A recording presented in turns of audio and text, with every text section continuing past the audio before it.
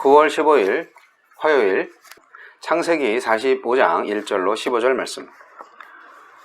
요셉이 시종하는 자들 앞에서 그 정을 억제하지 못하여 소리질러 모든 사람을 자기에게서 물러가라 하고 그 형제들에게 자기를 알리니 그때에 그와 함께한 다른 사람이 없었더라.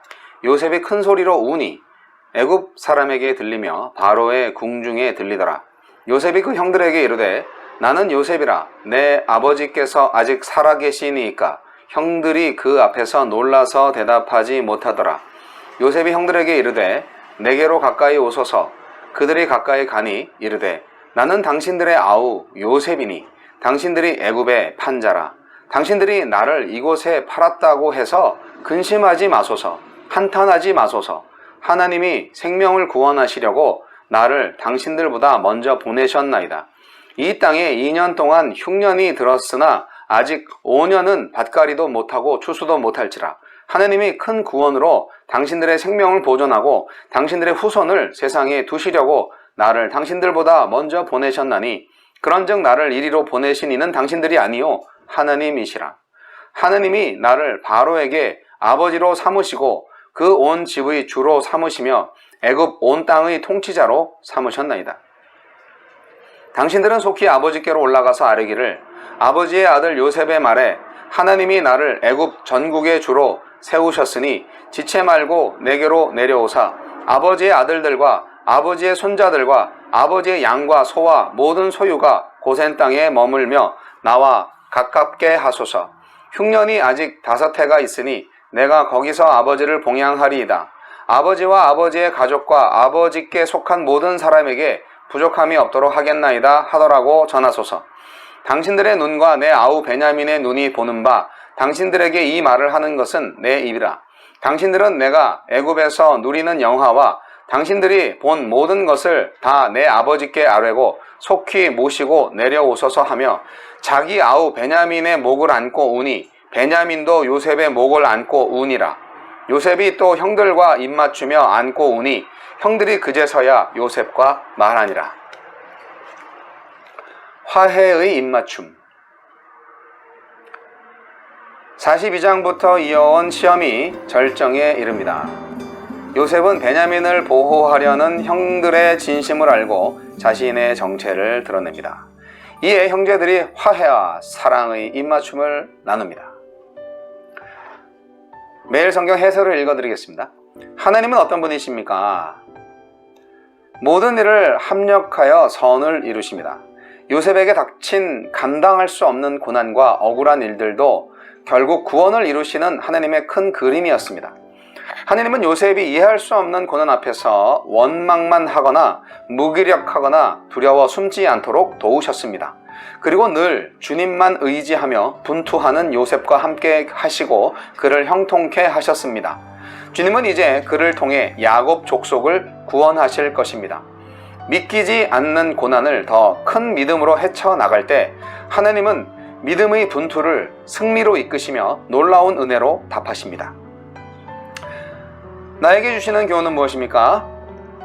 요셉이 자신을 감추고 형들을 시험한 것은 형들과 진정으로 화해하려는 뜻이었습니다.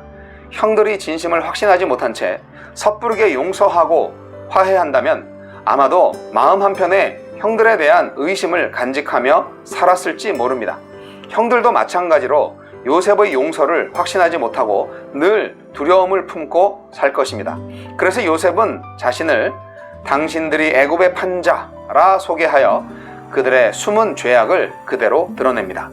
죄의 쓴 뿌리를 적당히 덮어둔 채 하나님과 교제할 수 없고 서로 온전히 교제할 수도 없습니다.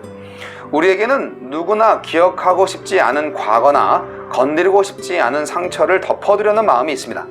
그러나 덮어둔 상처는 필히 몸을 상하게 합니다. 덮어둔 허물이나 죄 때문에 참된 사귐에서 멀어진 사람이 있다면 먼저 용기 내어 다가가 보십시오. 요셉은 여러 고난을 통해 열어주신 길 위에서 하느님의 뜻을 찾았습니다. 그리고 마침내 그 뜻이 생명을 구원하시려는 하느님의 섭리임을 깨닫습니다. 이런 깨달음이 없다면 그는 단순히 애굽의 통치자가 된 것으로 꿈을 이루었다 여기고 형들이 그 앞에서 절하는 것으로 만족했을 것입니다. 그러나 하나님의 더 큰 그림을 보았기에 그가 애굽의 통치자가 된 것마저 하나님의 뜻을 이루는 도구에 지나지 않음을 알았습니다. 주님의 뜻은 그저 나 한 사람 잘 되는 것에 그치지 않습니다. 더 많은 사람의 생명을 구하시려고 내게 베푸신 은혜가 무엇인지 묵상해 보십시오. 제게 일어난 모든 일이 하나님의 섭리 가운데 있음을 늘 기억하게 하소서. 네, 오늘 말씀은 드디어 자신의 신분을 밝히는 요셉의 이야기입니다. 요셉과 요셉의 형제들이 진정한 만남이 이루어지는 아주 극적인 장면이죠. 하나님이 정말 이 순간을 얼마나 고대하셨을까? 저는 그렇게 생각합니다. 누구보다도 하나님께서 이 순간을 정말 기다리지 않았나라는 생각을 하는데요. 사실 자신의 정체를 슬쩍슬쩍 암시를 하기도 했고, 또 뭔가 정말 정에 이끌려서 감정을 주체하지 못해서 드러낼 수밖에 없었던 찰나도 있었어요. 그러나 잘 참았죠. 그러나 이제는 확실히 정체를 드러내고 형제간의 진정한 만남을 가지게 되는 장면이 오늘 이야기에 나옵니다. 그렇게 될 수 있었던 이유가 무엇일까요? 네, 어제 말씀처럼 유다 형의 진솔하고도 감동적이며 자기 희생적인 헌신이 있었기 때문에 정을 억제하지 못한 요셉이 결국 자신의 정체를 폭로할 수밖에 없었죠. 그리고 행여 그 도단 사건, 도단에서 자기를 구덩이에 빠뜨렸다가 애굽으로 가는 상인들에게 팔아넘긴 바로 그 사건을 언급을 하면서 그것 때문에 너무 두려워하지 말아라. 하나님이 여기 보내셨다. 그렇게 안심시키면서 그러나 형제들의 죄를 그대로 드러내면서 요셉은 말하고 있습니다. 그동안 가려졌던 진실이 드러나서 어떻게 됐습니까? 진정으로 위대한 사랑과 화합의 역사가 일어나지 않았습니까? 만약에 요셉이 끝끝내 자신의 정체를 드러내지 않았다면 어떻게 됐을까요? 아니면 형제들이 지난날의 과오를 끝까지 숨기려고 했다면 어떻게 됐을까요? 그들 간의 관계는 언제까지고 애굽 총리와 양식을 사러 온 히브리인 사이에 불과했을 것입니다. 이게 하나님과 인간과의 관계가 어떻게 만나서 어떤 결론으로 나가야 하는지를 오늘 요셉과의 만남을 통해서 분명히 알 수 있습니다. 인간 대 인간, 인간 대 하나님과의 참된 관계가 어떻게 펼쳐지는가, 요셉과 형제들의 모습을 통하여서, 이들의 만남을 통하여서 알게 되지 않겠습니까? 성경 전체를 개관해 볼 때 하나님의 뜻이 이루어지는 데는 하나님의 뜻과 아울러서 인간의 책임도 반드시 필요합니다.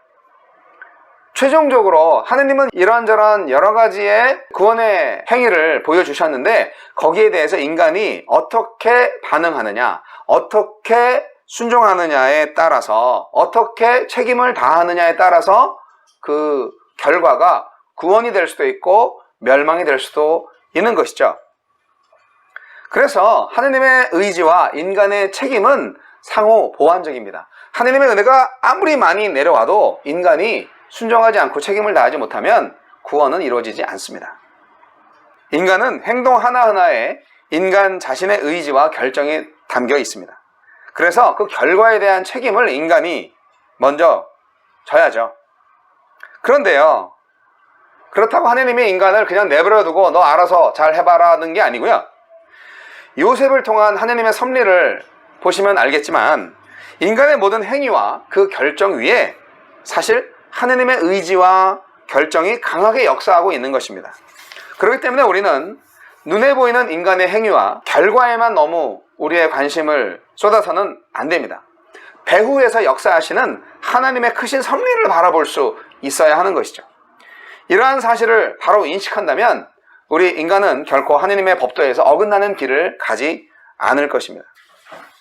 오늘 우리는 하나님의 섭리를 깨달은 자의 복을 살펴보게 됩니다. 아, 참 복된 사람이다. 누가요? 요셉이요. 누가요? 요셉의 형제들이요. 사실 인간들이 다 마찬가지죠. 하느님의 뜻을 알 수가 없어. 하느님의 뜻을 어떻게 알 수가 있을까? 그게 어떻게 보면 하느님을 믿는 사람들, 또 안 믿는 자들까지 생각하는 궁금증이죠. 하느님의 뜻을 안다는 것은 쉬운 일이 아닙니다. 왜냐하면 하늘이 땅보다 높음같이 하나님의 생각이 우리들의 생각보다 훨씬 높기 때문입니다. 그러므로 하느님의 섭리를 어느 정도 깨달았느냐 하는 게 바로 그 사람의 신앙의 성숙도를 판단할 수 있는 기준이 되기도 합니다. 우리가 하느님의 섭리를 깨닫지 못할 때는요, 아주 원망, 불평이 아주 그냥 충만합니다. 하지만 하느님의 섭리를 깨달은 자는 감사와 찬송만이 있을 뿐입니다. 여러분의 인생 돌아보세요. 여러분 불평, 불만이 많으세요? 아니면 감사와 찬양이 많으세요? 우리가 하느님의 섭리를 깨달은 자인가요? 아닌가요? 하느님의 섭리를 깨달은 자의 복을 누리시기 바랍니다. 하느님의 섭리를 깨달은 자는 어떻죠? 네, 한 3가지 특징이 있는데, 요셉과 같이 하느님의 섭리를 깨달은 자는 고난의 이유를 이해합니다. 아, 이렇게 고난이 닥치는 이유가 뭘까? 오늘 5절 말씀에 보면 하나님께서 생명을 구원하시려고 요셉 자신을 그들을 앞서서, 형제들을 앞서서 여기 애굽에 보내셨다. 그런 말씀이 나옵니다. 요셉은 자신의 고난의 이유를 이미 알고 있어요. 우리가 고난을 당하면서 괴로워하고 힘들어하고, 그게 왜 그럴까요? 물론 고난 자체가 괴로워서 그럴 수도 있죠. 하지만 그와 더불어서 더 큰 고통은 이 괴로움이, 이 고난이 왜 왔는지 모를 때, 그때 더 괴롭고 힘듭니다. 아니, 내가 무슨 죄를 지었길래 이렇게 엉망진창이 되고 말았지? 하나님도 무심하시다. 그런 생각을 하게 되는 거죠. 고난의 이유를 알면, 아, 내가 고난을 받는 이유가 있구나. 그것을 이해하게 되면 훨씬 그 마음이 가벼워집니다. 예를 들어서 여인이 아이를 낳잖아요. 왜 임신과 출산에 고난이 있을까? 그 고통이 있을까? 당연히 아이를 생산하기 위해서잖아요. 그래서 이 고통이 필연적인 고통이고, 이 고통이 정말 새 생명의 탄생이라는 가장 큰 기쁨을 위한 통과 의례다 라고 생각을 하면 그 고통이 고통스럽지 않겠죠. 물론 고통스럽지만 고통이 안 되는 것이죠. 그래서 인생에 있어서 우리가 고난을 당할 때 그 고난의 이유를 안다는 것은 참 큰 축복이다, 이렇게 말씀드릴 수가 있겠습니다. 내가 고난당하는 이유가 뭔가요? 그걸 확실히 아는 사람은 하느님의 섭리를 이해하는 사람인 것이죠. 그래서 그 고난을 통해서 역사하시는 하느님께 감사와 찬송을 언제나 올릴 수 있는 것입니다. 그리고 하느님의 섭리를 아는 사람은 원수를 용서하는 사람이에요. 요셉이 지금 자기를 애굽에 판 형들을 용서하잖아요. 조금의 악감정도 없어요. 복수심도 없어요. 오히려 염려에 떨고 있는 자들을 위로하고 용서합니다. 이렇게 하느님의 섭리를 깨닫는 사람은 원수를 용서할 수 있습니다. 원래 타락한 인간의 성품으로는 원수를 용서할 수 없습니다.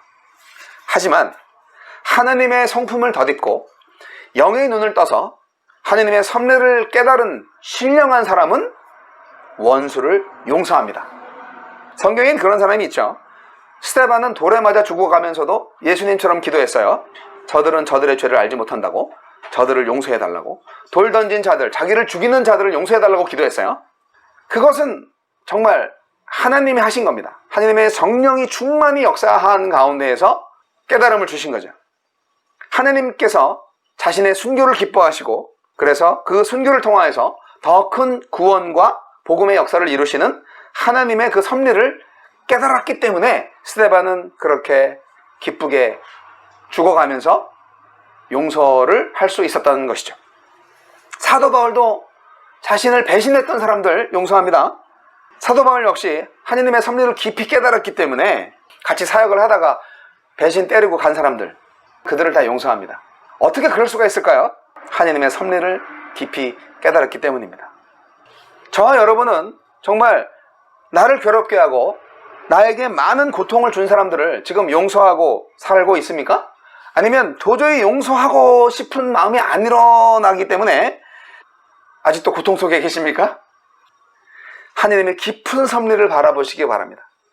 그러면 분노는 어느덧 사라지고 용서의 마음이 생길 것입니다. 예수님께서 십자가 대속의 죽음을 당하실 때 그들의 죄들을 용서하셨죠. 그들의 죄를 용서하시는 하느님의 섭리를 깨닫고 자기를 십자가에 못 박은 원수들을 용서하신 것 같이 우리도 나를 향하신 하나님의 섭리를 이해하게 될 때 진정 원수들을 용서할 수 있게 됩니다. 그리고 마지막으로 하나님의 섭리를 깨달은 자는 하나님의 구원의 도구가 됩니다. 요셉은요, 하나님의 큰 구원으로 인하여서 본인이 하나님의 구원의 도구가 되었다고 지금 간증하고 있는 것이죠. 바울 사도도 자신이 이방인의 선교 도구가 되었다고 간증했잖아요. 하느님께서는요, 이렇게 섭리를 깨달은 자를 도구로 사용하십니다. 우리 성도들 모두가 우리 이웃들, 우리가 지금 살고 있는 이 세계를 구원시키고자 하는 하느님의 도구가 될 수가 있습니다.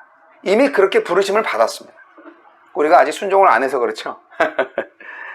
여러분, 우리의 신앙은 이제 한 단계 더 도약을 해야만 합니다.